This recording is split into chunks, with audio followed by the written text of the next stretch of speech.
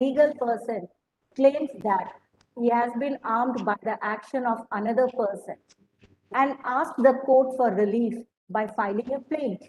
There is a detailed procedure Hello. laid down Take it for out. filing a civil case in the Civil Procedure Code. If the procedure is not followed, then the registry has a right to dismiss the suit. We have with us an eminent resource person who will help us to gain better understanding of the procedure to be followed while initiating a suit. The various procedure from the filing of plaint and signing of wakalatnama till the final hearing of the case and passing an order by the court. Let us try to learn the various procedure to be followed in civil suit and get the benefit of the webinar. Without further delay, let me start the program by inviting Dr. R. Arita Devi, Associate Professor, Director in charge of Research Publication and Academic Affairs, the Tamil Nadu Dr. Ambedkar Law University, Chennai, for welcome address. In simple way to introduce Madam is, whenever any difficult task is there, assign the same to her. Madam will complete the task with perfection within the stipulated period of time. Over to you, madam. Thank you. Thank you for that very sweet introduction about me. Hope I am audible. Yes, madam. A very pleasant good morning to one and all present here. Me, Dr. Harita Devi, is given the task of welcoming the audience today. To welcome, to begin with, it's a pleasure and a privilege and an honor for me to welcome our chief guest today. Because to know about the practical side of a civil suit is very important for any student of law. Whenever we teach law, everyone says, there's a saying that, or it's a common thing to say that whatever is taught in law schools are not practiced. It's only for academic discussion that we do that, but the remaining practice has to be learned only in practice. So that is what is the aim of this webinar today. We have brought in a very, very important, distinguished, honorable chief guest today, Thiru P. Wilson, Member of Parliament, Rajya Sabha, and also a senior advocate. His achievements, and when we got his profile, we were dumbstricken, to be honest. We faculty members could see a very big profile. To say a few achievements, in 1996, Sir is the Standing Counsel for the Corporation of Chennai Madras High Court. 98, Standing Counsel for the Tamil Nadu State Transport Corporation and for the Civil Supplies Corporation. In 2002, he was the Additional Central Government Standing Counsel. 2005, he was the Senior Central Government Standing Counsel, Madras High Court, and Special Prosecutor for the CBI.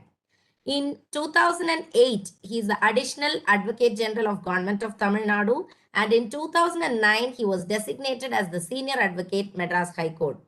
From 2019, he is an elected Member of Parliament, Rajya Sabha from Tamil Nadu, and a member of Committee of Personal, Public Grievances, Law and Justice, and a member of Committee of Privileges. And to say a few, I would say, achievements, his social and cultural activities include writing various articles which are published in journals and newspapers. He is also the coordinator for Needhi Karangal, a pro bono program launched by the Tamil Nadu Senior Advocates Forum to help the poor litigants hailing from depressed and oppressed class of society. He has visited many countries like UK, Italy, Switzerland, New Zealand, Sri Lanka, etc. And to give some important achievements, Thiru P. Wilson sir, while he was an advocate who has appeared in thousands of cases, I would say. Actually, this is an inspiration for all the youngsters who are participating in this webinar today.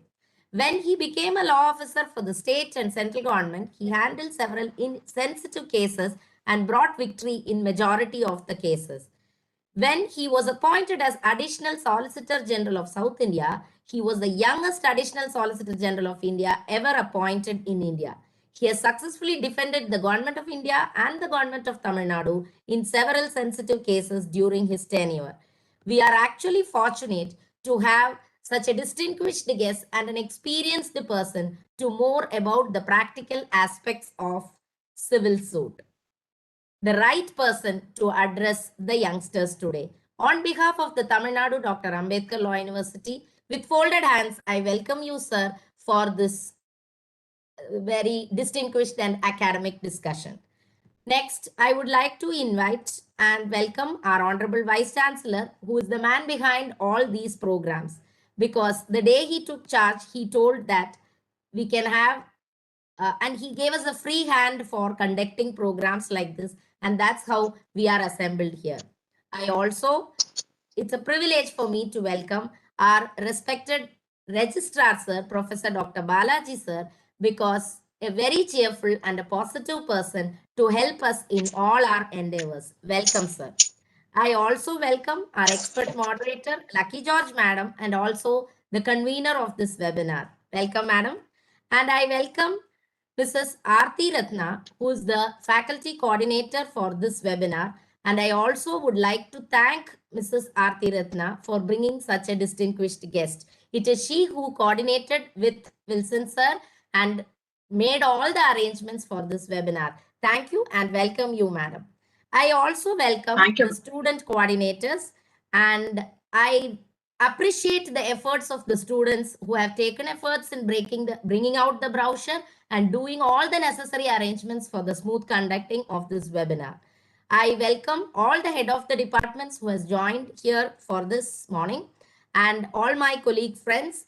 And I also welcome the technical staff without whom we cannot go smoothly.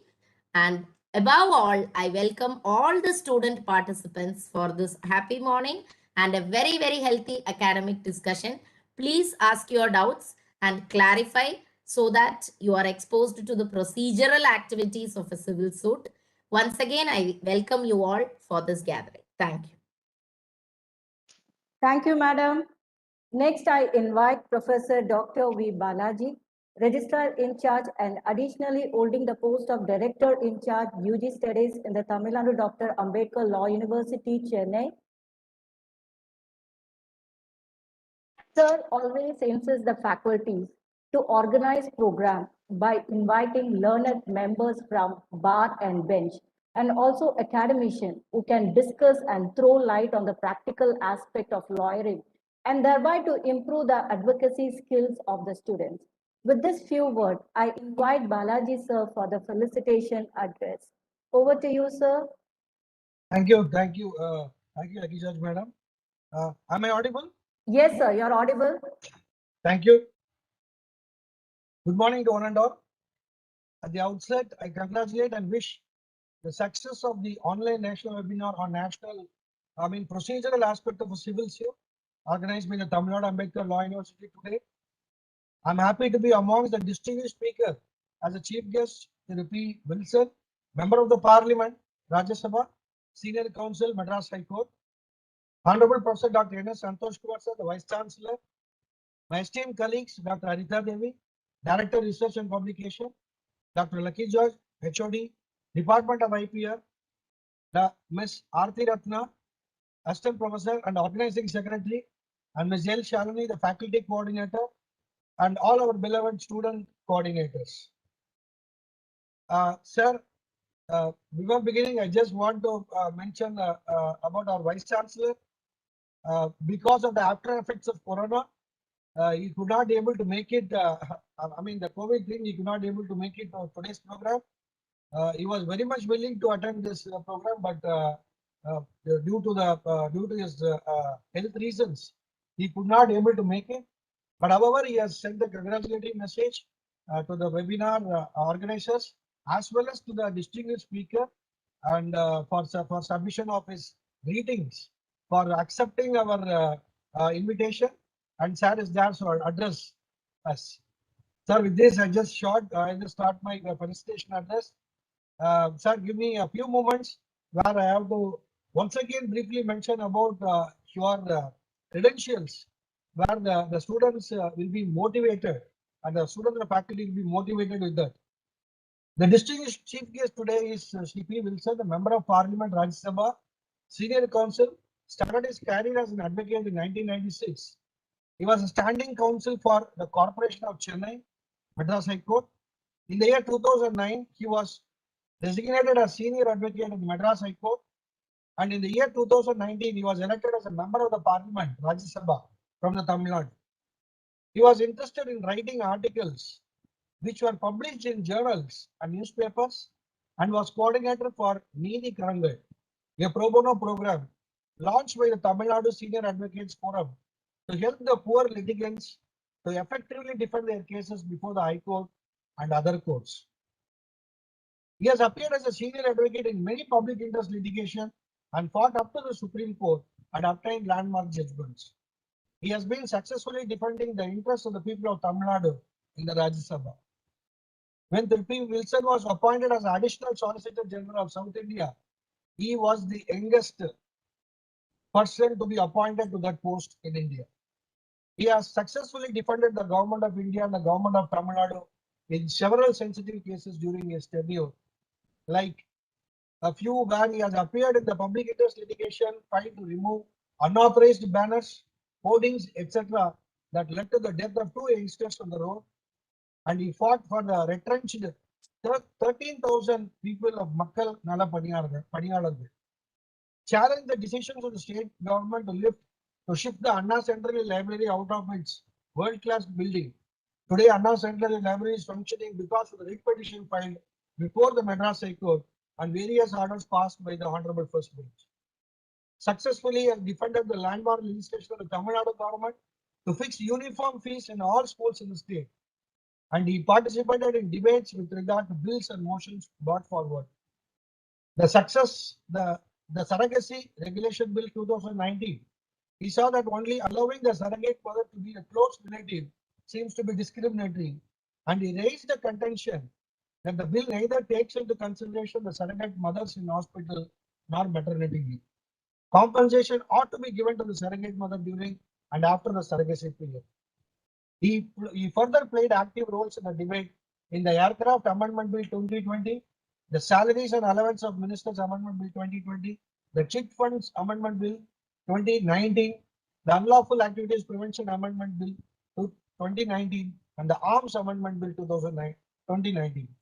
With respect to the special motions in the 0-hour questions, the area I have dealt with are a few following among others. In respect to the child safety and health, he has addressed on the need to ensure child safety by prohibiting of pornographic images on the internet and the growing need to eliminate hunger and chronic malnutrition among children and adolescents. With regard to criminal law and women's rights, he dealt with the pressing need to criminalize the marital rape and expedite the execution of death sentence of the Nirbhaya case convicts. In the environmental aspect, he has looked upon the concerning rise of sea levels, the concern of residents of New Delhi due to ozone depletion, a need of concrete steps to be taken for the conservation of Taj Mahal. With respect to his parliamentary work in Parliamentary Standing Committee, he worked for the following agenda among others: to hear the views on the subject of pensioners' grievances, to discuss the draft report on the subject strengthening of justice delivery process, to hear the presentation of the Secretary, Department of Justice along with the Secretary General Supreme Court of India on functioning of virtual courts, case management and court management in India, and he heard many other views. Sir, we have a lot more to talk about you on these aspects, but because of the paucity of time and the people are more eager to hear like me from you, and it's a time to take the knowledge from you, sir. Sir, we are really grateful to you for giving your valuable concern to be part of this program and raise the occasion.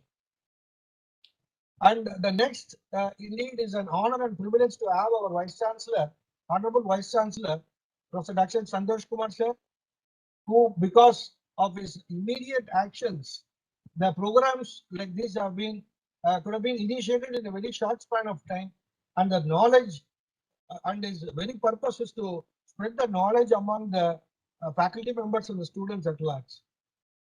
Our Vice Chancellor is discharging assigned duties without fear or favor, and he believes that discipline can be a remedy when nothing else can work. With his allegiance in making progress of legal institution a reality, our Vice Chancellor has achieved remarkable developments in the Department of Legal Education like starting of 7 colleges and spent nearly 800 crores for infrastructure developments, including 11 innovative LLM courses in various law colleges, and appointed nearly 200 assistant professors of various law colleges and served as the chairman and member of the convening committee of various universities. We are indeed honored to have you as our Vice Chancellor, sir, and who is always a guiding force towards the success of every program. I am not an expert in the civil suit, and the sir is there to talk about. And as everybody is eager to, hear from him, I am also the one.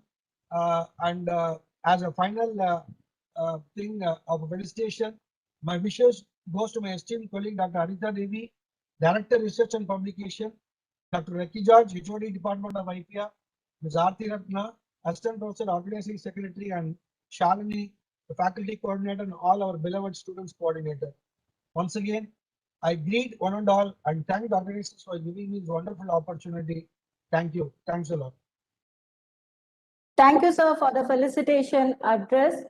Now, I invite, let me take the privilege of introducing the speaker of the day, Advocate Mr. P. Wilson. I'm not going to repeat the lengthy profile of the speaker. The achievements are many. Sir is a member of parliament, Rajya Sabha from Tamil Nadu as a member of the DMK and senior counsel, Madras High Court. Sir is an eminent advocate, a good researcher, and an excellent parliamentarian as a voice of Tamil people in the Rajya Sabha by actively participating in debate, zero-hour questions, and also in the parliamentary standing committee discussions. With such a rich experience as a senior advocate and counsel for the state and central government, Sir will be sharing his knowledge on the procedural aspect of civil suit. I invite you, sir. Yes. Shall I begin? Yes, sir. Thank you very much. The faculty members of Tamil Nadu Dr. Ambedkar Law University, the registrar, the director, the research, publication, and academic affairs of Tamil Nadu Dr. Ambedkar Law University, the other faculty members, and the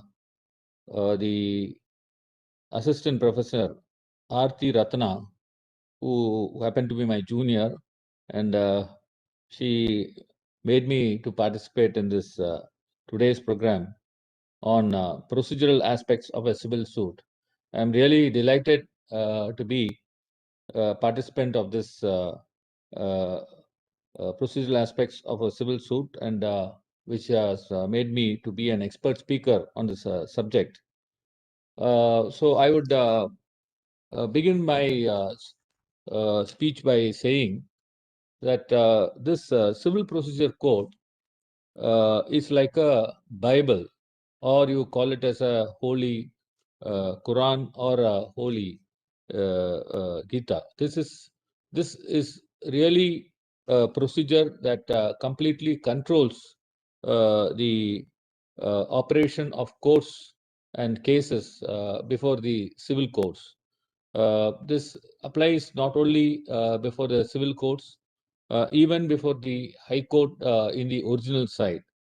Whenever the law is silent, normally the principles of civil procedure code is made applicable. And this is one of the very oldest procedure law prevailing in our country. I would like to tell about the historical background of the Civil Procedure Code and the reasons for enactment. The history of Civil Procedure Code in this country began with the year 1859, when the first Uniform Code of Civil Procedure was enacted. Before 1859, there was no uniform law of civil procedure applicable to the whole of the country, but in the same area, different system of procedures prevailed.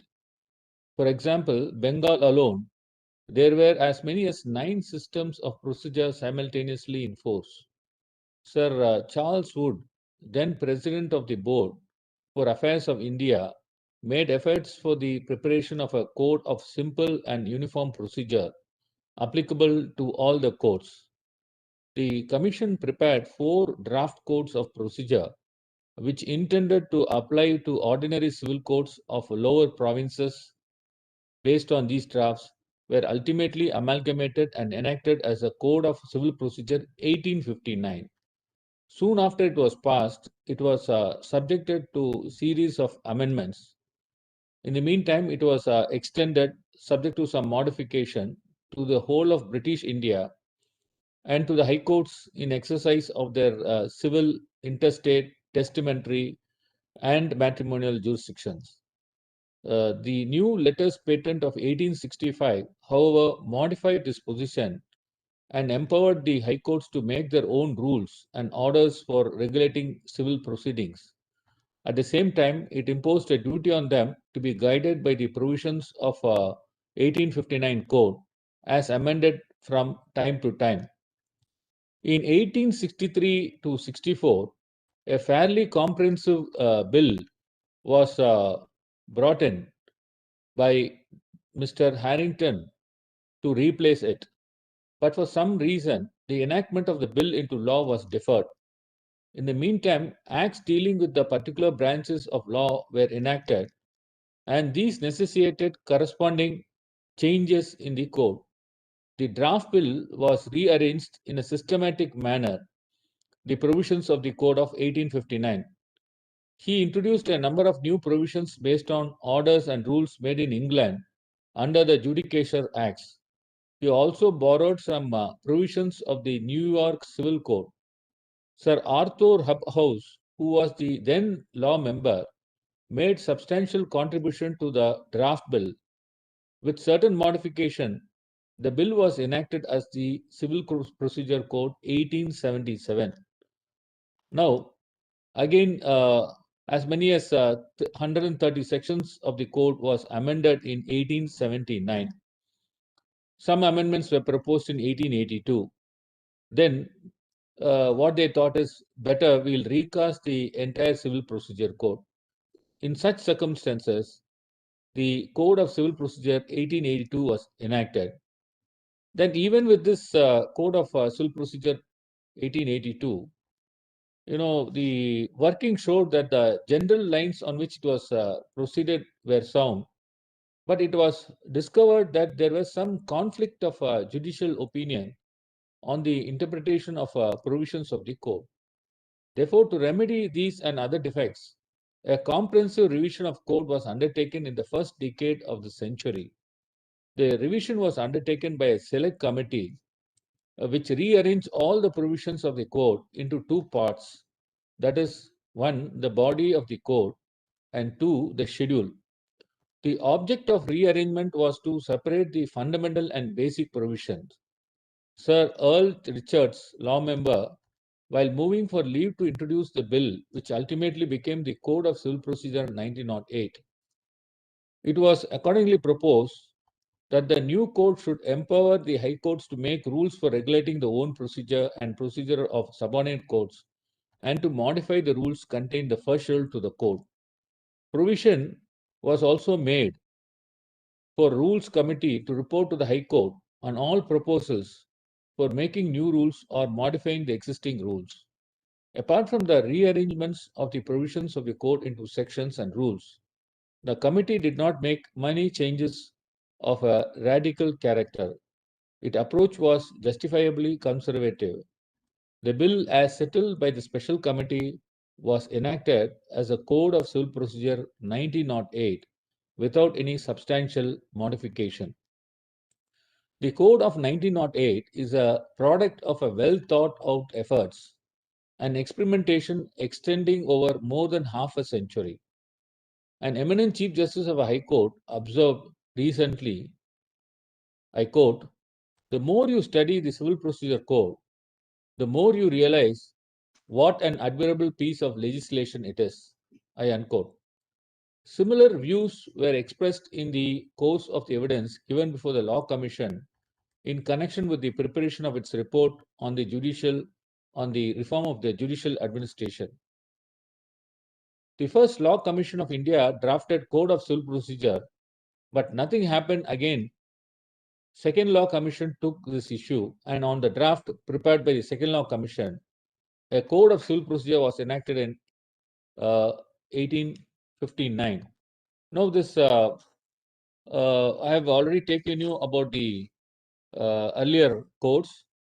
Now, this CPC, when it was enacted, the reason for enactment of CPC, if you see the preamble of the CPC, it clearly says that it is an act to consolidate and amend the laws relating to the procedure of the court of civil judicature. And that was the reason why this 1908 Act was introduced. Now, this Civil Procedure Code has got a preliminary and 11 parts. This part 1 deals with suits in general. In that, you can see section 9 to 35B. Then part 2 deals with execution, and it consists of section 36 to 74. Part 3 deals about the incidental proceedings, which consist of section 75 to 78. Part 4 deals with suits in particular cases, which consist of section 79 to 88. And part 5 deals about special proceedings, which consist of section 89 to 93. Then part 6 deals with supplemental proceedings, which consist of two sections, 94 and 95. Part 7 deals with appeals, which consist of section 96 to section 112. Then part 8 deals with reference, review, and revision.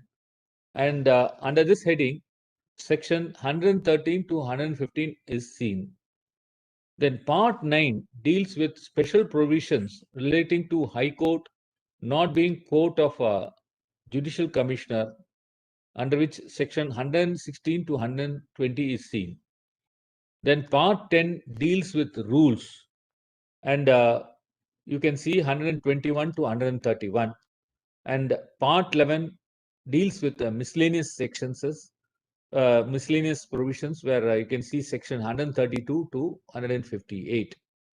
Now, the Civil Procedure Code has got 5 schedules, out of which Schedule 2, 4, and 5 has been repealed, and 3 has been omitted.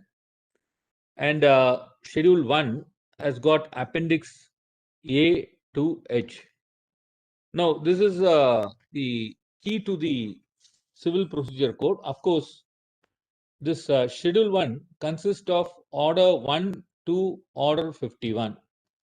Order 1 to Order 51. Now, I would like to take you into this the Civil Procedure Code, how the various sections have been arranged. Now, let me take first to Order 1. This Order 1 deals about, I'm referring to the Schedule 1 and the various orders that has been placed under Schedule 1. Now, let me take you to this Order 1 first, because you all should understand that when you want to file a suit, this Order 1 clearly gives you a picture about who should be parties to the suit and who should be joined as a defendants. Now, please see Order 1. Order 1, Rule 1, who may be joined as plaintiffs. So, this talks about who can be joined as made as a plaintiffs. Then, if you see Order 1, Rule 3, who can be joined as defendants. That is what Order 1, Rule 3 says. Then, you please come to the important provisions. I'm not going to take you to the entire provisions, but I'm going to tell you all about the important provisions, because one should understand how these provisions, defeats or withstands your case before the court of law. Suppose you don't make the necessary party to a proceedings, then your suit may be dismissed in limine. For that, you can see the provisions under Order 1, Rule 9 and Order 1, Rule 10. Before that, I'll take you to one of the important provision is Order 1, Rule 8. This is a provision relating to representative capacities.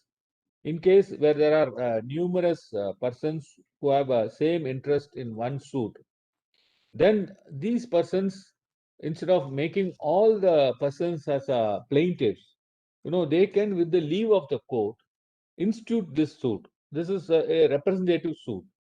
You would have seen like pathway or some suits which affects the general public, or where many persons would have right. And then if he wants to institute a suit, and if all other persons are not in a position to join along with the plaintiff, then in that case, he has to get the leave of the court and then file an application under Order 1, Rule 8. And then after the leave is granted, then he can get along with the suit. And I was referring to about non-joinder of necessary parties. If you see Order 1, Rule 9, no suit, it talks about misjoinder and non-joinder of parties. So it says no suit shall be defeated by reason of the misjoinder or non-joinder of parties, and the court may in every suit deal with the matter in controversy so far as regards the rights and interests of the parties actually before it, provided that nothing in this rule shall apply to non-joinder of a necessary party. So therefore, if you don't add the necessary party, there are two things. One is proper party, the other one is necessary party. Who are all proper parties? This dominus litis, the plaintiff is the best judge as to against whom he has to ask for a relief, so he can make them as a party to the proceedings. But if necessary parties are not made, then the suit itself is liable to be dismissed. That is what Order 1, Rule 9 proviso says. Now, Order 1, Rule 10, this is all about the suit in the name of a wrong plaintiff. And if you come to Order 2, how a suit has to be framed. Now, this is also an important provision, because when you file a suit, when you have a cause of action, all the reliefs arising under the cause of action has to be made in a single suit. Suppose you wanted to ask for a declaratory relief, you want to ask for a damages, you can't split the relief by filing a different suits. If there is a single cause of action, all the reliefs that arising under the single cause of action has to be made by way of a single suit. That is what, if you see Order 2, Rule 2, suit to include the whole claim. This is very important, because this, in fact, has been imported into the writ proceedings also. Nowadays, even in the writ proceedings also, what they say is, suppose you have out of a single cause of action, you can claim many reliefs.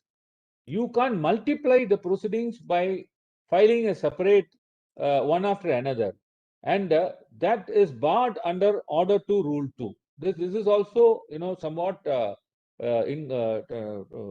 transposed into the writ proceedings. So therefore, this Order 2, Rule 2 is very important. You should bear in your mind that once you are going to make some claim or file a suit against a person, you should claim all the reliefs that is available out of that cause of action.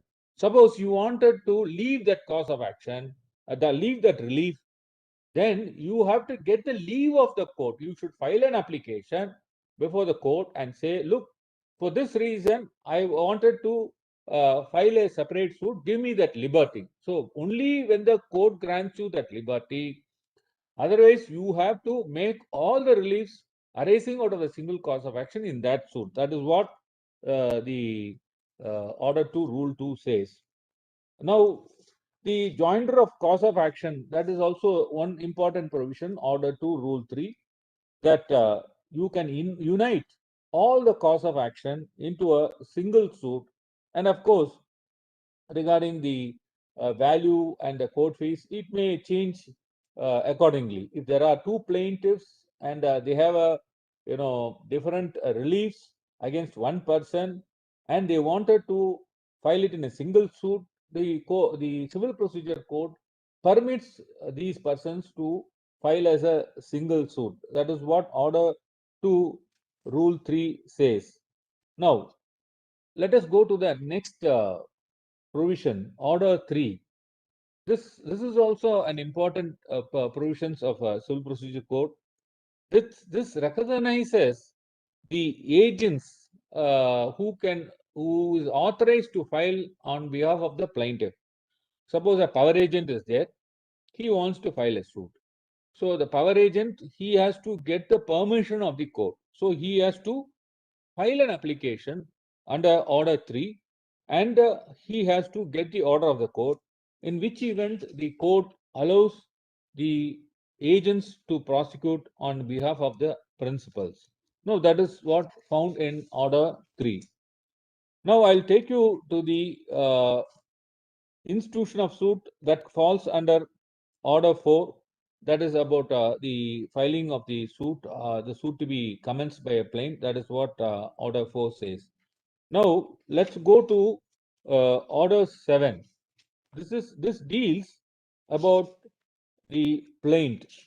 Now, before that, I will also tell you there's one important provision, that's Order 6. This how a pleading should be. That is what that is said clearly in Order 6. What is a pleading, and what should be in the pleading, what you have to state. If you see Order 6, Rule 2, the pleading to state material facts and not evidence. So you need not adduce evidence. You have to basically set out the facts, material facts, which will give rise to a cause of action. These material facts are going to support your case. If you nowadays, the strict requirement of pleading is also seen in the writ proceedings. If you don't plead, your case will not stand. If you don't plead in your pleadings, be it a plaint or a written statement, you can't adduce evidence. That is the strict law that is now applied. So everything, suppose you want a relief, then what all that is required for that relief, suppose it is a pronoun. Take an example of a pronoun or a agreement.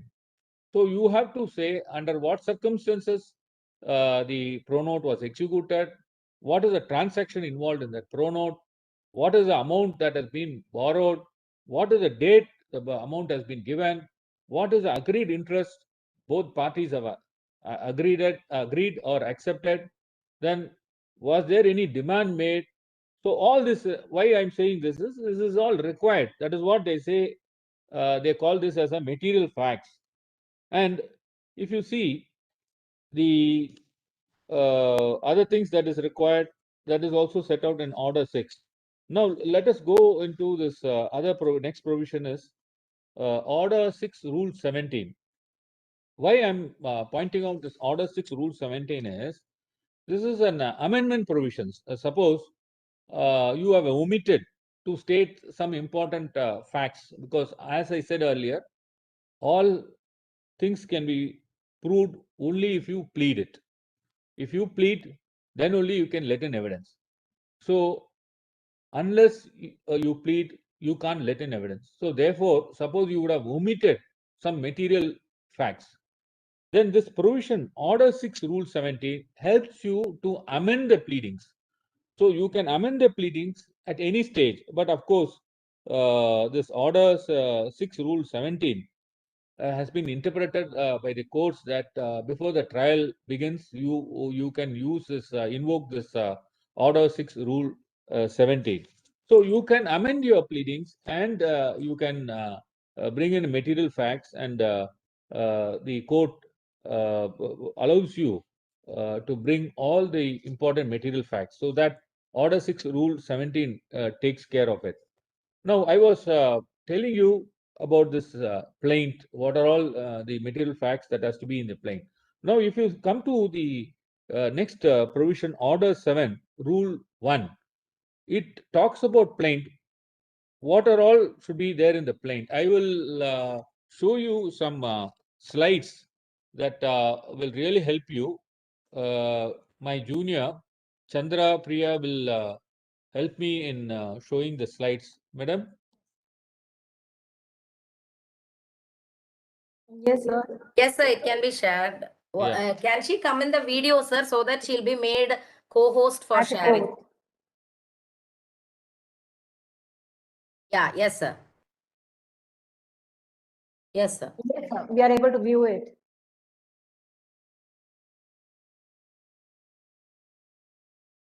So this is the plaint format.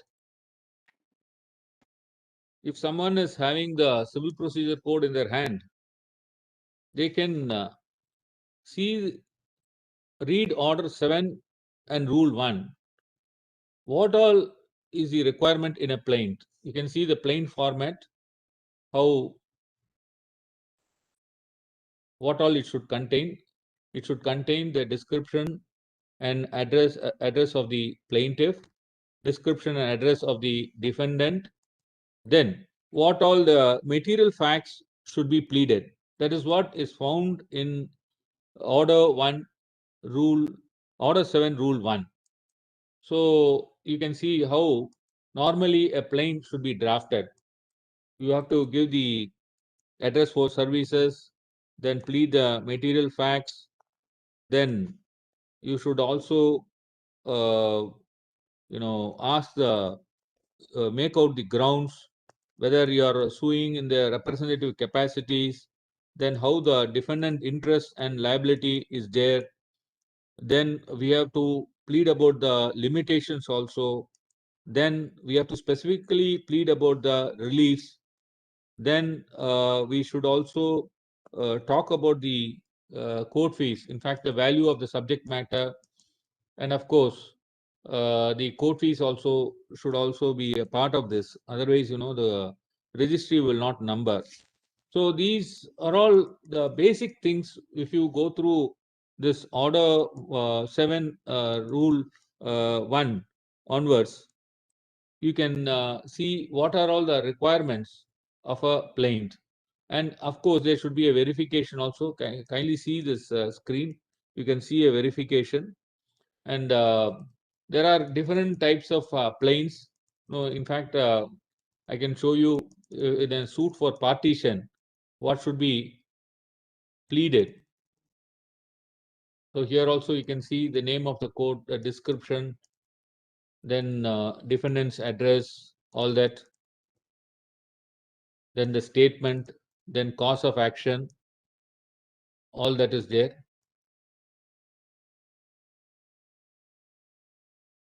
Then the relief. When it comes to a partition suit, what should be the relief? It should be like plaintiff is entitled to 1/3 share in the properties, then it has to be divided by meets and bounds. So all that you should plead. Then we'll go to the next plaint also, next suit for mortgage, suit on mortgage. Here also, these are all the basic requirements of a plaint. In a suit for mortgage, you have to say where the property is located, where with the jurisdiction of the court it is located. And you can see the relief, how it is vouched, how the reliefs are vouched, and how the valuation is made. This is how we have to, show in our plaint. If it is a mortgage suit, what is the principal amount borrowed? Then what is the interest amount comes? Then we have to work out the court fees on it. And in case of eviction of a tenant, of course, there's a rent control code. You have to file a separate petition there. But if it is a suit for this is, you can see the new act, Tamil Nadu Regulation of Rights and Responsibilities of Landlords and Tenants Act 2017. Before the rent control, you have to file a petition of this nature. So these are all we have prepared the formats.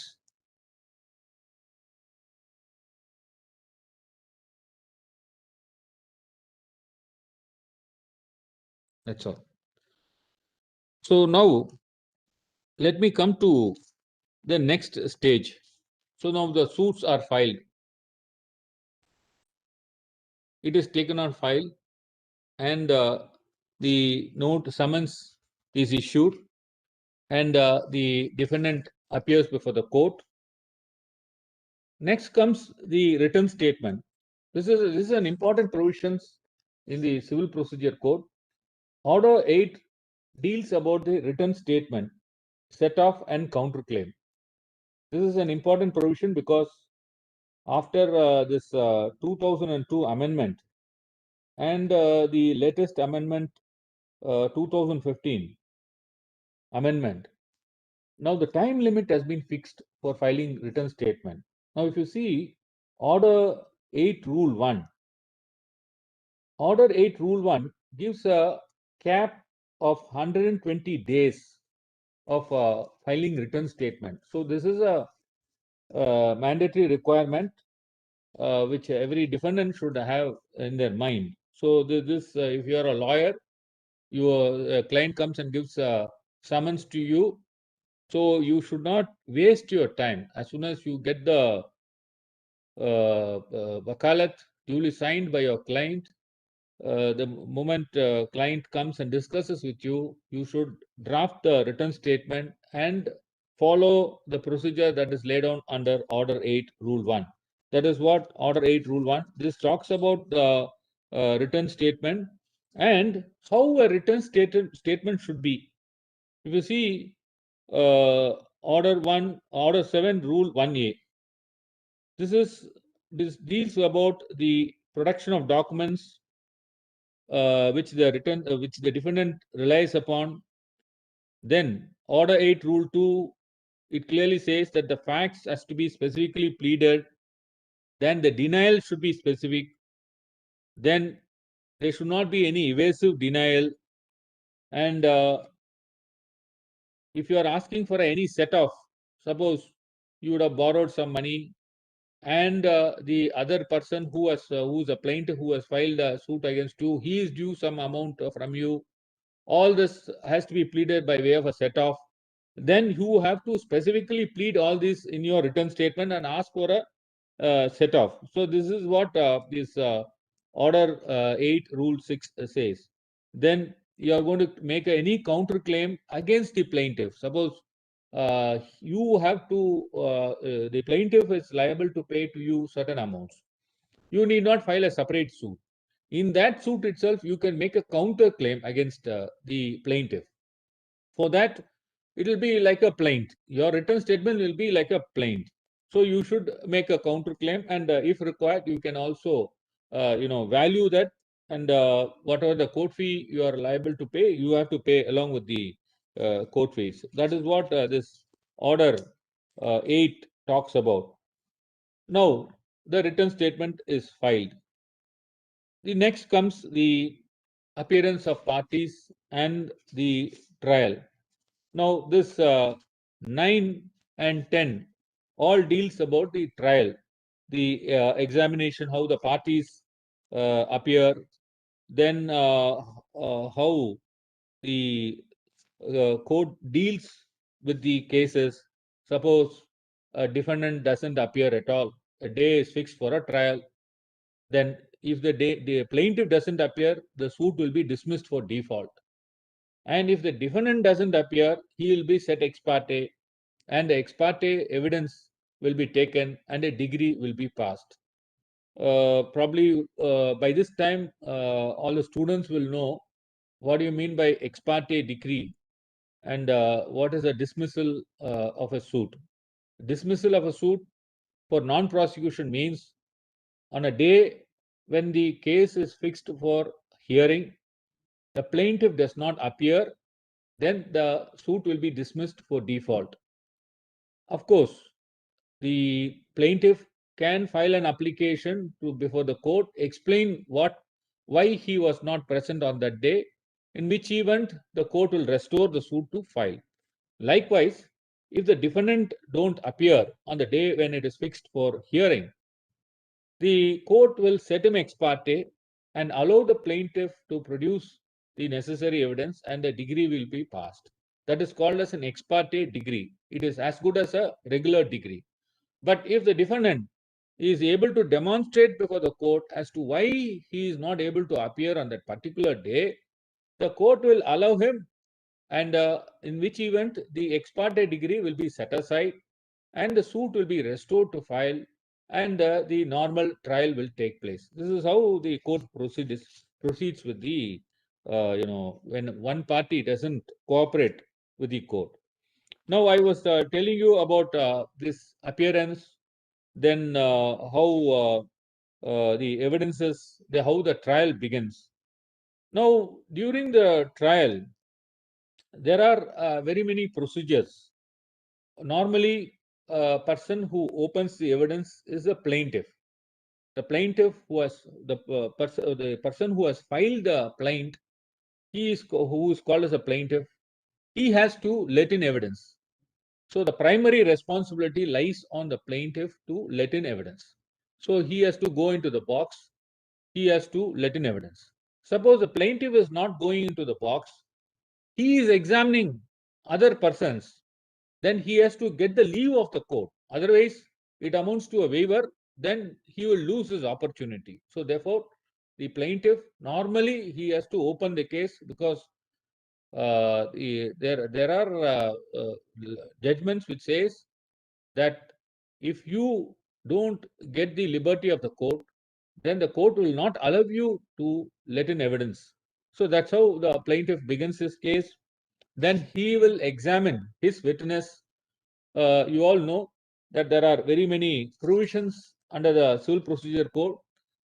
You can summon anyone, third parties who are not parties to the suit, you can summon them, and you can summon the documents also, and make them to let in evidence. So this is all stated in the order 11. So that's how it is clearly described under the Civil Procedure Code. Order 11, suppose you don't want to let in evidence, the court may allow you by discovery, by interrogatories. You can give a written, even sufficient evidences also. There is admissions and denials of documents. Nowadays, you would have come across the proof affidavits. Those days, they have to go into the box, let in evidence, and after the amendment that has taken place, they are allowing you to file a proof affidavit, which will reduce the time. Whatever the plaintiff wants to state, he will state in the proof affidavit, and whatever that is said in the plaint alone, you can plead it in the proof affidavit. Even though you can say many things outside the plaint, but however, only the facts, material facts which has been pleaded in the plaint alone will be taken into consideration, and the documents also can be marked. And that stage, is the stage where the plaintiff is allowed to produce his evidence, and plaintiff can let in as many number of witnesses which he wants to examine to prove his case. And of course, all the documents has to be filed along with the plaint, or at a later stage with the leave of the court. Then after this examination on the plaintiff side is over, the examination on the defendant side begins. And if the defendant comes into the box, or he wants to examine anyone on his side, the evidence of the defendants will be taken on record. And you all know that the plaintiff or the defendant, at a subsequent stage, they can reopen, and they want to examine any further witnesses also. The court permits them, because after all, there should be a complete trial whatever materials each party has got, they want to bring before the court, they are permitted to bring before the court. Now, there is a provision under the Civil Procedure Code about the summary judgment. The summary judgment, if you see order 13A, you can see where the court can give summary judgment and what stages the summary judgment can be given.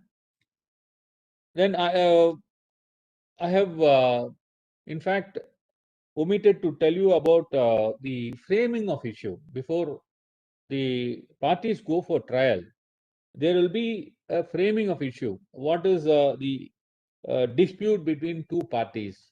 What is the area of differences? So the issues are framed, and normally this framing of issues, both the parties are given ample opportunities. So these are all issues which the court at the time of judgment will deliberate or decide on that, and will give its findings. If the normally you take a partition suit or you take any other title suit, the area where the differences is, that will be framed as an issue, and the court is expected to deal with that and deliver its judgment on these issues. And that is what is said in order 14. Now, after that, there's one important provision which recently this 2015 Act, that is Commercial Courts, Commercial Division and Commercial Appellate Division of High Courts Act 2015 has introduced. This talks about the case management hearing. This is an important provisions probably to reduce time and reduce the number of hearings. This provision, this amendment has been introduced. This is under order. Yes. So you can see under 25, order 25A, it is there.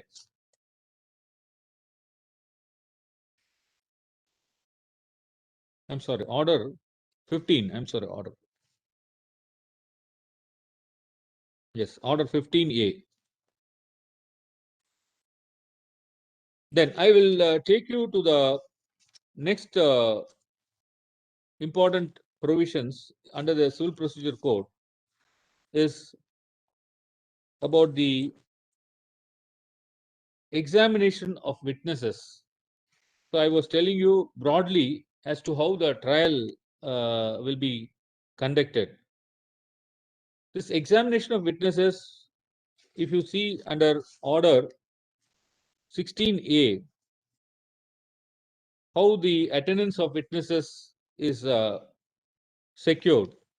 It is clearly set out in order 16A, and as well as if you see from order 16 onwards, order 16 as well as order 16A, both deal with the summoning and attendance of witnesses, be it your own witnesses or an expert witnesses. They can be summoned, they can be compelled to attend, and in case if they don't appear, even by warrant, arrest and warrant, they can be secured before the court. That is how these provisions, the powers are there. And above all, the affidavits, if you see, there's a separate provision, order 19, which deals with affidavits, how this affidavit should be there. All that is clearly said, what are all the matters in which the affidavit should be confined.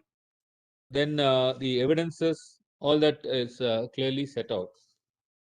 And as I told you earlier, this complete examination of witnesses and adducing of evidences, the court gives much time for all the parties, both the parties, to adduce evidences. They give ample opportunities to both the parties, And ultimately, once the trial is over, then they fix a date for pronouncing the judgment. And that pronouncement of judgment is covered under Order 20. And they have clearly said how, when the judgment has to be pronounced and how the judgment has to be pronounced. It should be a written judgment and it should be signed. And the court, if you see, I was telling about the issues. Order 20 rule 5, which says court to states its decision on each issue. So issue wise, the court has to give its judgment, and the court has to thereafter draft a degree. Of course, the degree is the concise statement, and it will contain all the requirement that is an enforceability for enforcing the degree is required. So that is how Order 20 deals with the judgment and degree. The court, while passing a judgment, it can also impose cost. And of course, if there are minor corrections in that judgment, the court is empowered to correct the judgment also. And as I said, that cost, the court will impose cost. This is a complete discretion of the court. So therefore, all these provisions, if you see, way back in 1908 till today, this Civil Procedure Code has been put in use. And after so many years, we still use this 1908 Act, and the entire proceedings before the court are controlled by this Civil Procedure Code. One provision is about the certificate copies of judgment and degree. Of course, this has to be furnished whenever the court pronounces the judgment. The certificate copies have to be given. Now, the next stage comes appeals. Suppose you are not happy with that, you can go on appeal. You can go before the next appellate court. That provision is also stated under the Civil Procedure Code. You can go to the next higher court. So that time limit is also given. You have to follow that, and you have to exercise your remedy, appellate remedy. If you are a plaintiff and if no appeal is filed, then the degree can be executed. How will you execute your degree? The degree which you have got, you have fought a case, evidences were written by both the parties, the court has come to a conclusion, court has accepted your case, you are a plaintiff, and the court has given you a degree. So you want to execute a degree. How will you execute a degree? That is seen in Order 21. This Order 21 deals with the execution of degree and orders. So this Order 21, you can read from your Civil Procedure Code. This is extensively gives as to how you have to execute the decree. Normally, a person, how can you execute a decree? You can attach a person's property. Suppose it's a money decree, you have to realize that money decree. How will you realize that money decree? Say X owes you certain amount. Court passes a decree in your favor. So you have to realize that money. Therefore, X is having some immovable property. X is having some bank accounts. So therefore, you have to file an execution petition to attach that property or attach the amount that is lying in the bank, and then you have to appropriate it for your decree amount. That is how the court permits you under Order 21 to execute a decree. This is one aspect. Suppose a person, you can even arrest and detain him in civil prison. He is not respecting the decree. He is not filing any appeal. There is no impediment or impediment in executing the decree. Then you can arrest him. You can arrest and detain him in a civil prison. So that provision is also there under the Civil Procedure Code. I'm not going to take you for each and every provisions and tell you about that. That is, if you see under Order 21, that's a complete picture is given about how you have to, execute a degree. And in case you are a defendant, now EP is filed, and you need to get some time for staying or going before the appellate authority. Then Order 21, Rule 26, a provision is made where the court can stay for some time, a reasonable time, to enable the judgment debtor, that is the defendant, to challenge the degree before the appropriate court. So that power is there before the executing court itself. Order 21, Rule 26. That power is given to the executing court. And in which event the court will stay the degree, execution of the degree. That is what it is said in this provisions. Now, under I was talking about arrest and detention, that you can see under Order 21, Rule 37. Order 21, Rule 37 speaks about arrest and detention in civil prison. How you can execute the decree, how you can arrest a person, and how he can be brought to the court. All that is given under this provisions. Then I was talking about the attachment of immovable property, that you can see from Order 21, Rule 41 onwards, how you can attach a property of a debtor. It's a very big process, but that process should be observed. And suppose garnishee, some third party is owes some money to the defendant. Defendant is a judgment debtor. So a degree is passed against the defendant. A third party who is liable to pay to the defendant, you can attach that money in the hands of third party and get that money, and you can appropriate towards the degree. That is called as garnishee. Garnishee, a person who is liable to pay to the defendant, he is that money also you can attach, and that can be brought to the court, and that amount can be appropriate towards the outstanding degree amount. So all that is given. Now, there are provisions under the Civil Procedure Code. Suppose a degree has been passed against a wrong person. Suppose a degree for a eviction is passed. It is not passed against the correct person, but that degree is sought to be executed.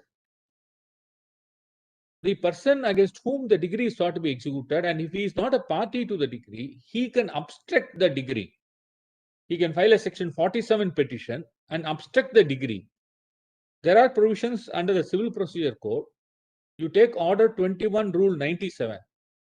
Order 21, Rule 97, a third party who is not party to a degree, he can obstruct the degree and he can establish his rights. For that, there is one provision, Order 21, Rule 101. Order 21, Rule 101 completely deals with like a new suit. If you see Order 21, Rule 101, the questions to be determined, all questions, including questions relating to right, title, or interest in the property arising between the parties to a proceedings on an application under Rule 97 or Rule 99 or the representatives and relevant to the adjudication of the application shall be determined by the court dealing with the application and not by a separate suit.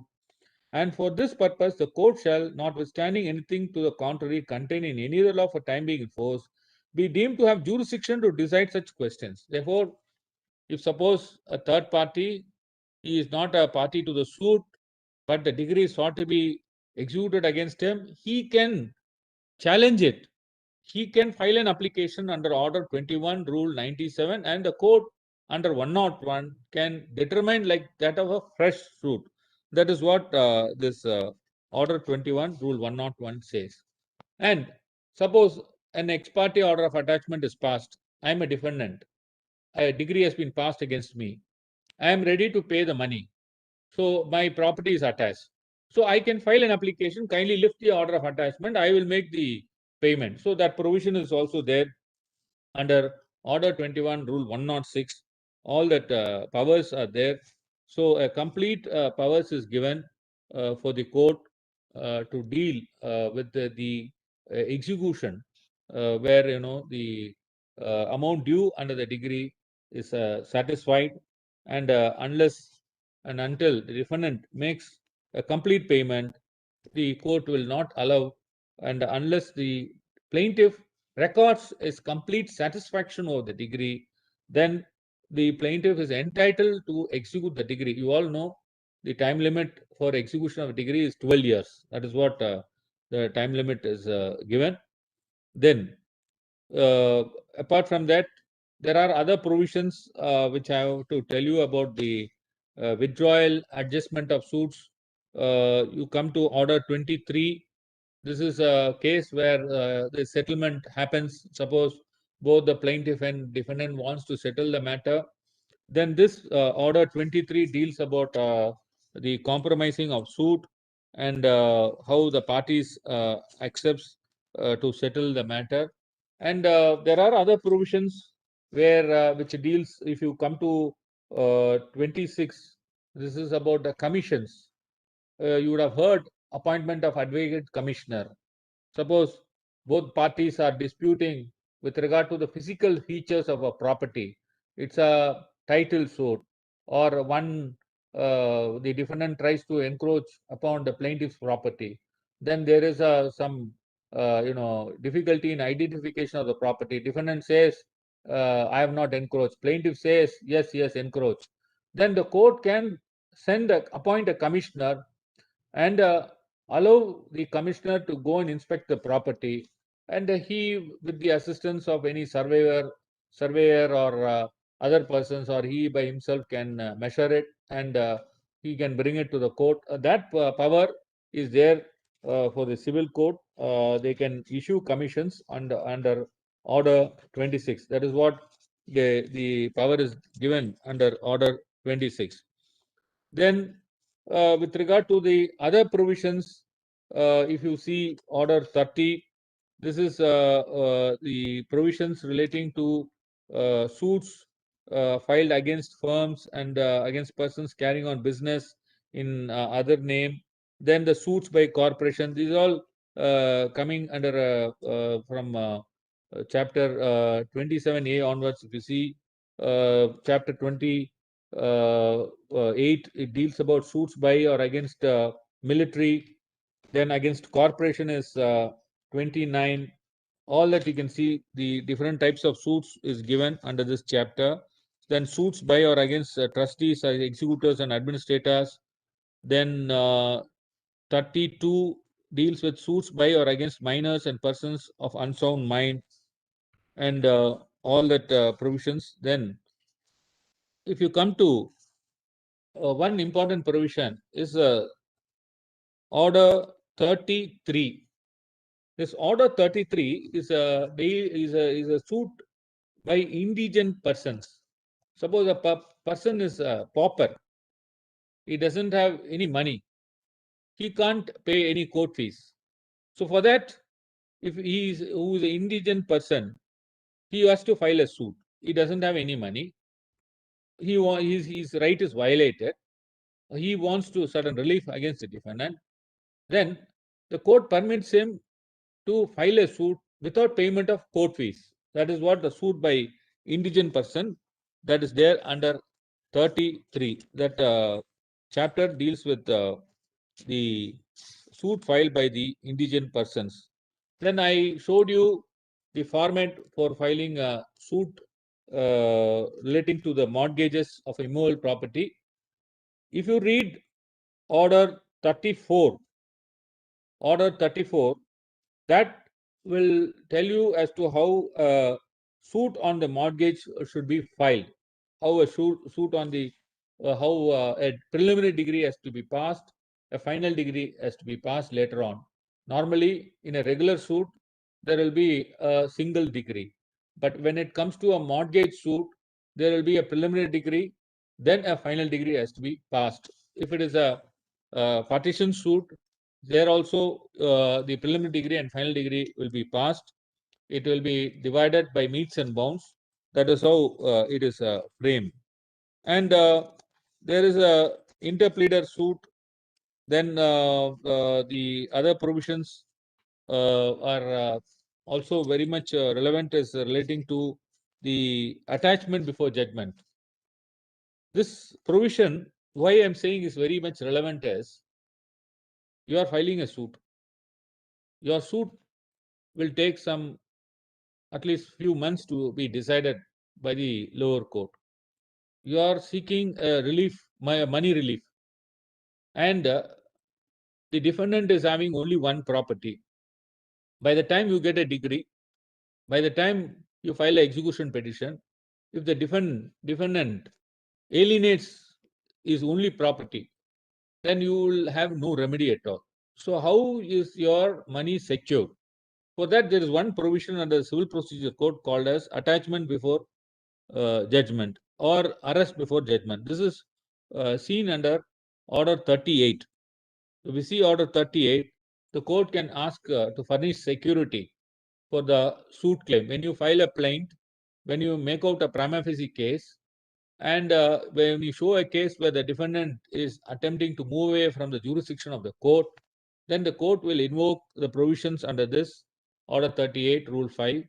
The court will direct first to furnish security, and then it may even order attachment. That is what it is stated. That is provision you can see in Order 38, Rule 5. Then, during pendency of suit, this is another important provision is Order 39, injunctions. This is a very important provisions in civil court. Temporary injunctions, how the court grants temporary injunctions.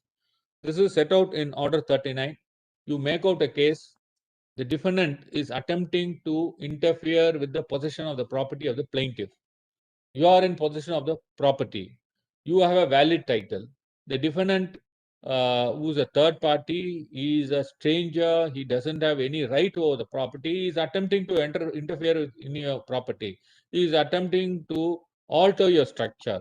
In that case, Order 39 is a power given to the court where the court prevents, by way of an order of injunction, restrain him from any way interfering with the peaceful possession and enjoyment of the property. This is what this power is exercised. This injunction, you can injunct a person from doing wrong things, from damaging your property, from interfering with your possession. All that power is traceable to Order 39. That is what the powers is stated under Order 39. Then you have a provision of appointment of receivers.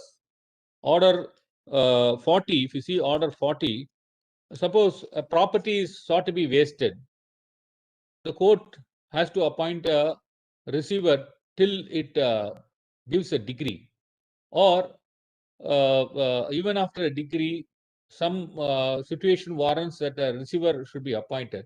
So this provisions is invoked under Order 40 for the purpose of appointing a third party as a receiver of the property. A property is left behind by, say, X. There are as many as 10 legal heirs. There is a fight, and that property is a huge property, is going to be wasted. If it is not going to be maintained, it's going to be wasted. So what the court will do is, normally it appoints some third party as a receiver. It may even appoint any one of the plaintiff or defendant to be a receiver. So the entire intention is to secure that property and see that it is put to effective use, and it is utilized for realization of the decree. That is what Order 40 says. Then I don't want to, explain other things with regard to the appeal. There are appellate provisions. Even before that, I will tell you one provision, that is Section 9. One of the finest aspect of Civil Procedure Code is that in Civil Procedure Code, all matters which are specifically, unless it is specifically excluded by any law, you can bring in all matters before the civil court. That is what section 9 says. Suppose it is specifically excluded, such of those matters you can't bring it before the civil court. And if suppose the special enactment names some tribunals, names specifically some courts, then those matters have to go before that court. So section 9 clearly says that unless it is barred, all matters are maintainable before the civil courts. That's what section 9 says. And suppose you are a defendant, some suit has been filed against you. You feel that suit has to be rejected in limine. Order 7, Rule 11. There is one provision in Civil Procedure Code, Order 7, Rule 11, which gives a power for the court to reject the plaint. Of course, there are certain grounds on which the plaint can be rejected. If you see Order 7, Rule 11, it says where it does not discloses a cause of action, B, where the relief is undervalued and the court fee is not properly affixed despite court giving you time, C, where relief is properly valued but it is insufficiently stamped, then it is barred by law. Then the other thing is, of course, where they don't comply with provisions of Rule 9 or they don't file enough number of copies and other things. So therefore, that power is always there to reject the plaint, even at limine. You need not undergo the ordeal of trial. Of course, it is strictly it has to fall within Order 7, Rule 11. And courts have interpreted then relitigation, where already you have suffered a decree or already your case has been dismissed, and same issues cannot be brought again and again. That res judicata, section 11 is an important principles. It is on a public policy where you should not waste the court's time and bring in again and again same really thing plaint against a defendant or a defendant agitating against a plaintiff. So these things to put an end to it, the provisions are found under the Civil Procedure Code. So with this, I wanted to tell you that this CPC is really a complete, blue book on the procedural aspects. And I would request all the students, to thoroughly understand the Civil Procedure Code, because this is really going to help you. Even for a lawyer who is going to practice on the writ side, this Civil Procedure Code will certainly help you. In fact, I started my practice. The registrar was kind enough to tell about my performance in the court and, of course, in the parliament.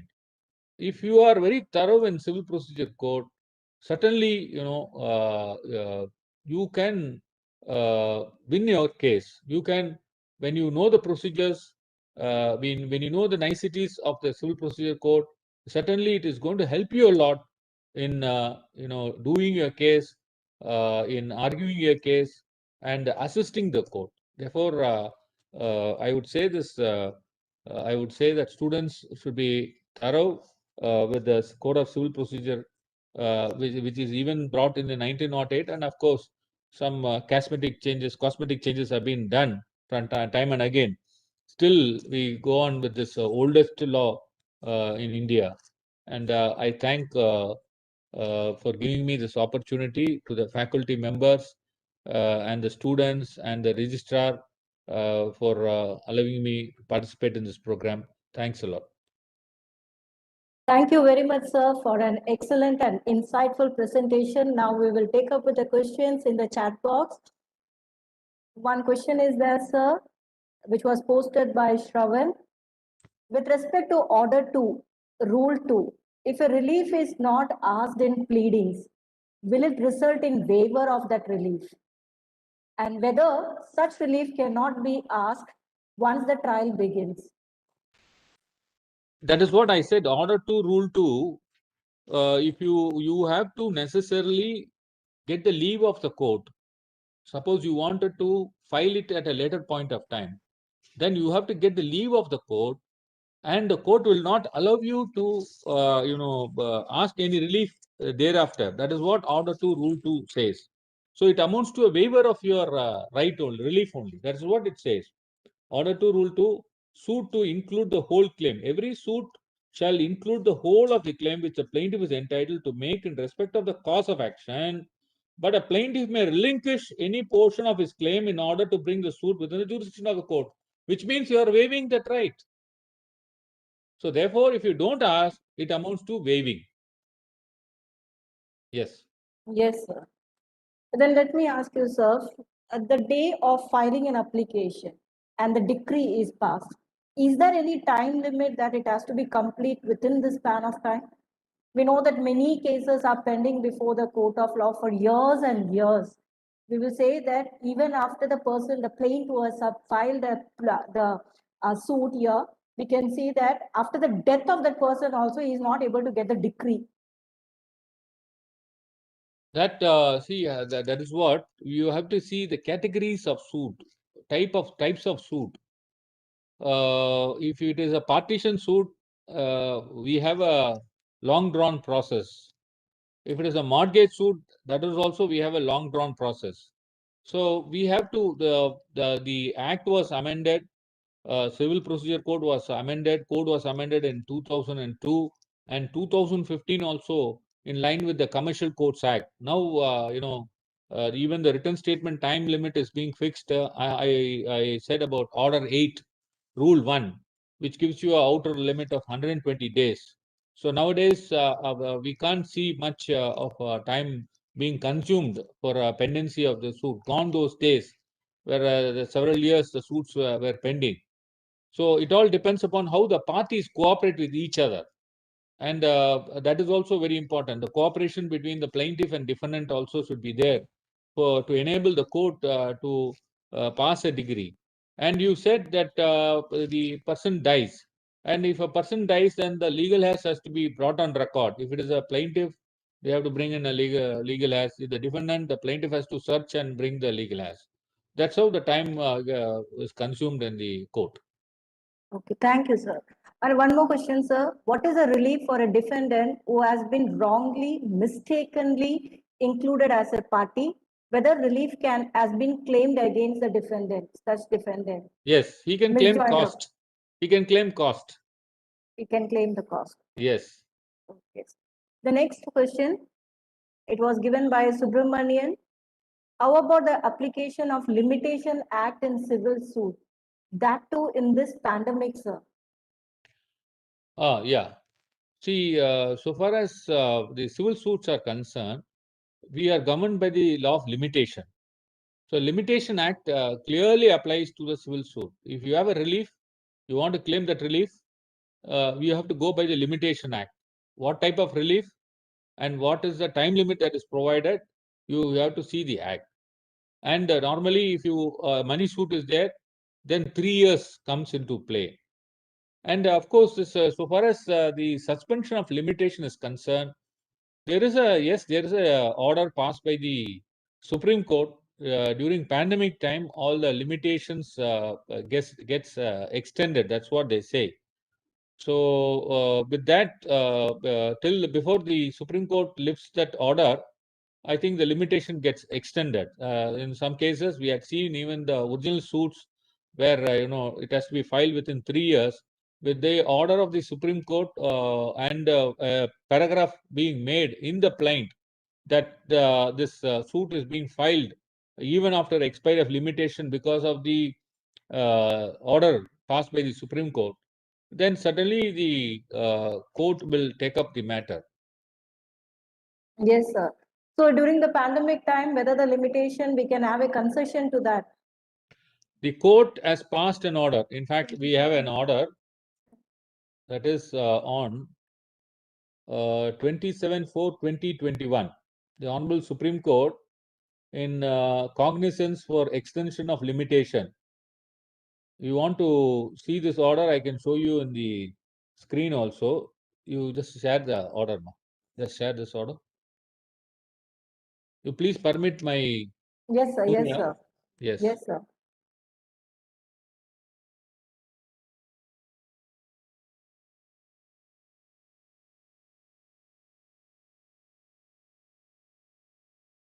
No, share it.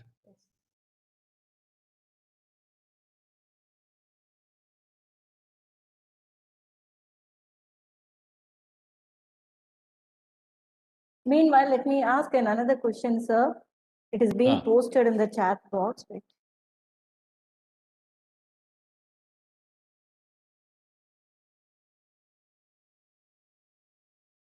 The time for execution is 12 years. Whether this Yeah. can be extended, how to go for this? No, that is what we all fall on this recent Supreme Court order. It is not always available because of Even this for the pandemic. execution. Yes, Even for the execution. It's not about the pandemic, sir. Regarding the execution of the decree, the 12 years time is being given for the execution of a decree. Whether it can be extended No, we further. will read that order. Kindly read this order. Now, let us see this order. Yes, sir. Yes. Now, yeah. In cognizance for extension of limitation. Yeah. This is order dated 27/4/2021. The Chief Justice, Justice Suryakant A.S. Bopanna. Now, please see the order. This court took suo cognizance of the situation arising out of the challenge faced by the country on the account of COVID-19 virus. 19 virus and resultant difficulties that could face by litigants across the country. Consequently, what is that? It was directed Yeah, it was directed by the order dated 23 March 23rd 2020. March. I find it difficult in reading, so don't Yes, mistake sir. me. Yes, 23rd sir. March 2020 that the period of limitation in filing petitions, applications, suits. You got your Yes, answer sir. is here. All other proceedings, irrespective of the period of limitation prescribed under general or special laws, shall stand extended with effect from 15th March 2020 till further orders. Thereafter, on 8th March 2021, it was noticed that the country is returning to normalcy, and since all the courts and tribunals have started functioning either physically or by virtual mode, extension of limitation was regulated and brought to an end. The suo motu proceedings were thus disposed of, issuing the following directions. This is important. In computing the period of limitation for any suit, appeal, application, or proceedings, the period from 15/3/2020 till 14/3/2021 shall stand excluded. Consequently, the balance period of limitation remaining as on 15/3/2020, if any, shall become available with effect from 15/3/2021. In cases where limitation would have expired during the period between 15/3/2020 till 14/3/2021, notwithstanding the actual balance period of limitations remaining, all persons shall have a limitation period of 90 days from 15/3/2021. The event of the actual balance period of limitation remaining with effect from 15/3/2021 is greater than 90 days, that longer period shall apply.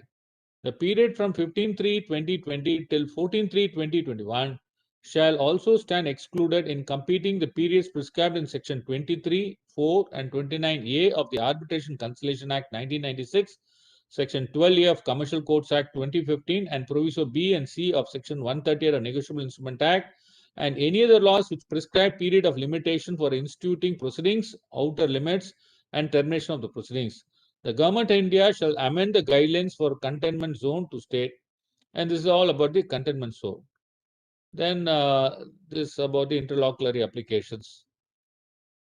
So then it is further clarified that from period from 14th March 2021 till further orders shall also stand excluded in computing the periods prescribed under 23(4) and 29A of Arbitration Conciliation Acts, Section 12A, and provisions B and C of 138, which prescribe the period of limitation. We have passed this order in exercise of our powers under Article 142, read with 141. Hence, it shall be binding order within the meaning of Article 141 on all courts, tribunals, authorities.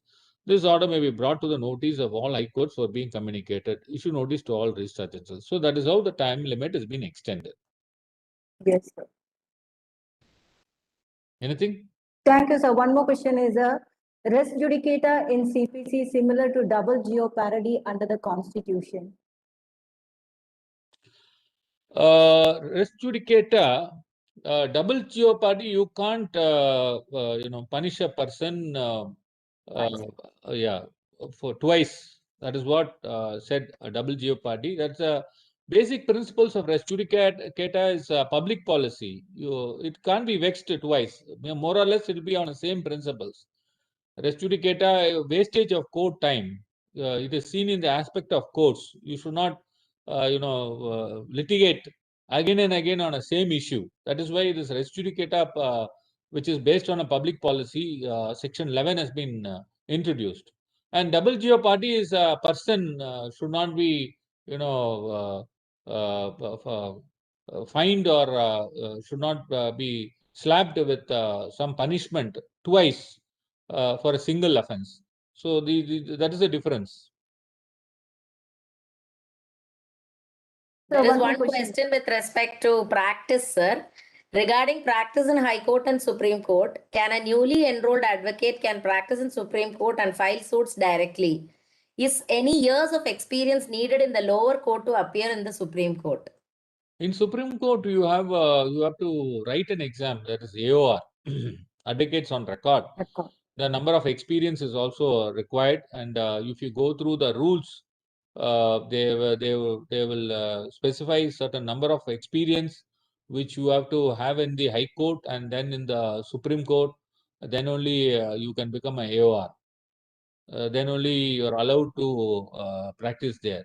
And off the record, there are many juniors there. And of course, they appear and for adjournment. But if you want to be a counsel on record, this is the procedure which you have to necessarily follow.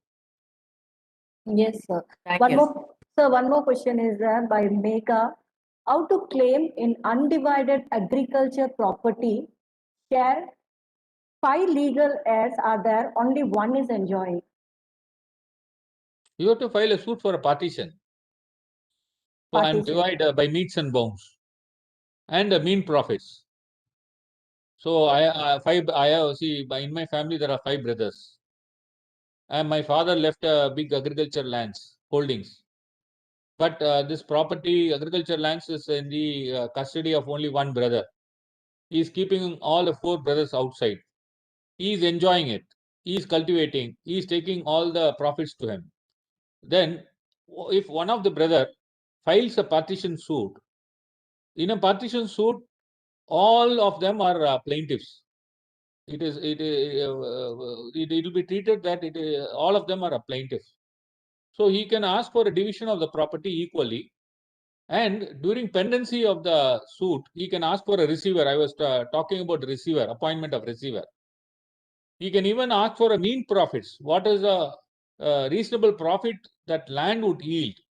And it can be divided among all the legal heirs. So the remedy is always there. Yes, sir. Any other question? One more question, sir. Is suit and case are same? Why we have different case, CASE, case? We have different terminology used for civil. Is there any significance on it? Or is it for clear understanding? Suit refers to a plaint, which is filed before the trial courts. Normally, if we file a civil suit, we call it a suit. Case is even a civil suit, you can call it as a case. Even a writ proceedings, you call it as a case. It's a general parlance. Cases are pending in courts. So it refers to all. Even the criminal cases also, we say criminal cases, civil cases, insolvency cases, NCLT cases. All are, it's a common parlance. It is referable to all type of proceedings. Thank you, sir. Thank you once again for answering those questions and for the great presentation. It was a pleasure to have you with us in this afternoon. Thank you, sir. Thank you. Next, I invite Ms. Aarti Ratna, Assistant Professor, for the vote of thanks. As a teacher, it is always a great moment to introduce one's own student as a teacher now. She is a good academician and also a good organizer to organize any program single-handedly. With these few words, I invite you. Thank you so much, ma'am. A very good afternoon to one and all present here. Thank you, my dear Professor Lucky ma'am, for inviting me to propose the vote of thanks with a very sweet introduction of mine. Thank you. Thanks a lot. I personally thank my senior, sir, for being with us today. Thanks a lot, sir. You have accepted my invitation. Before going to the formal vote of thanks, I'd like to say a few words. Just with the one WhatsApp message, you accepted immediately and you selected the topic also, and the dates also you were available and you accepted. And thank you so much, sir. I'm a very proud junior of you. Even after so many years, you remember me. You give every time you reply to me. You answer to all my questions and queries. Thank you. Thanks a lot, sir. Okay, let me start the formal vote of thanks. The value of education is not the but the training of experience of scholars are treasure box of knowledge with no bottom. The more you seek it, the more you prosper. It is an ornament in prosperity and refuge in diversity. It's a knowledge you get from nowhere, but only from the wise man and finest experts of knowledge. Yes, the purpose of this program is to train our students to think and know not just theory, but also the procedural aspects. It's my privilege to wholeheartedly thank our chief guest, Tirupati Wilson sir, for sparing his valuable time in inspiring our students. On behalf of Tamil Nadu Dr. Ambedkar Law University, I give a really heartfelt thanks to our chief guest who spent his busiest time gracing the occasion. Today, we have the opportunity to hear your thoughts, sir, and this is definitely encouraging for our students. Your thoughts have enlightened our minds and shown us a new path. I thank you from bottom of my heart for immediately accepting my request, and you made my dream come true. Motivation is what gets you started. Habit is what keeps going, are the words of Jim Rohn. This applies to our Honorable Vice Chancellor, sir, Professor Dr. N.S. Santosh Kumar, sir, for encouraging all of us to be positive and also for keeping the academic activities going even during these tough times. On behalf of all of us, I wholeheartedly thank you, sir. A special mention to our director, Professor Dr. Balaji, sir, for being the catalyst that inspired us to do our best and stand as a pillar of power. With deep sense of appreciation, we thank you for your untiring support, sir. I am very grateful to Dr. Harita Devi, Madam, Director in charge for Research and Publications, Dr. George, Madam, HOD of Intellectual Property Law, for all their efforts and convenience for today's program. Without you both, this would have not become possible.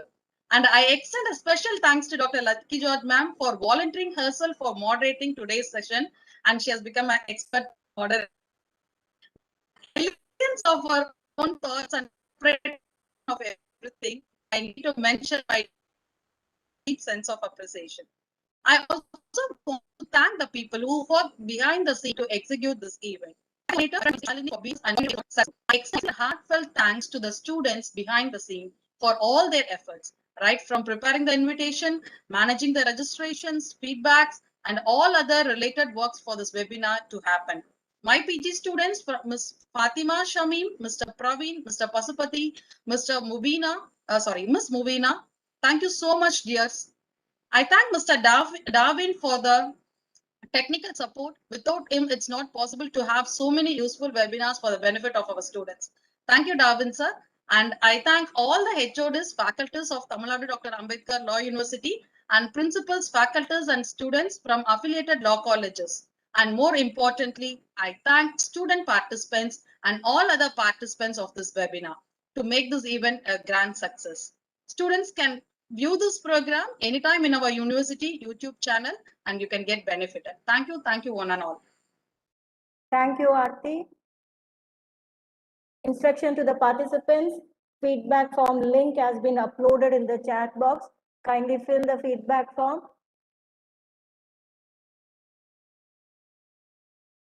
Madam, Thank you are you, on sir. mute. Thank you. Ma'am. Thank you, sir. Thank you. I wanted to thank sir personally. Thank you. I'll leave now. Thank you. Thank you Yes, all. sir. Thank you. Yes, sir. Thank you, Thank Aarti. you. Thank you, ma. sir. Thank you. Thank you. Thank you, sir. sir. Thank you, sir. Thank you. Thank you. Aarti, some queries are there in the, with respect to the feedback form.